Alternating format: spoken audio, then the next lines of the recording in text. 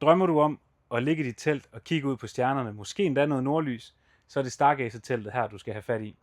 Stargazer er lavet med PVC-vinduer hele vejen rundt, så du kan ligge og kigge ud på stjernerne, få masser af dejligt lys ind, og ellers også bare overskue alt, hvad der foregår rundt om dit telt. Og med et lille knips med fingrene, så kan du faktisk også få gardiner i den. Aha, fed overgang. Lort, det er rigtigt. Som noget nyt til vores bomuldstelte, især vores klokketelte og View og Stargazer, kan man nu tilkøbe tarps. Du kan få enten et solsejl eller det her, som er en rundbue, der ligesom giver dejlig læ hele vejen ind i teltet. Du kan også købe de klassiske firkantede diamanttarpsene, som kører skråt ned til hver side og kører ud, så du kan bygge din camp præcis, som du gerne vil have den. Når du modtager dit View eller dit Stargazer-telt, så vil bunden komme for sig i en papkasse.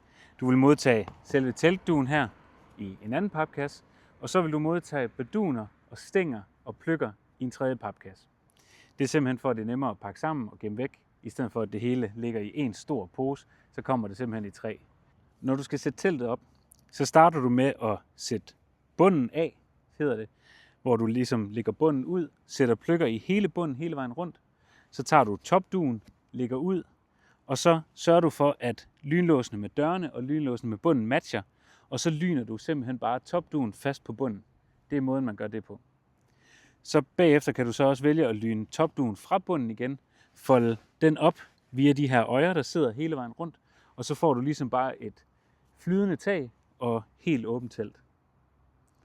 Hvis du gerne vil se en grundig gennemgang af, hvordan man opsætter et klokketelt, eller View eller Stargazer-teltene, så klikker du her et eller andet sted, så får du en meget, meget grundig gennemgang, som jeg har lavet, hvor du kan se alt, hvad der foregår med de her telte.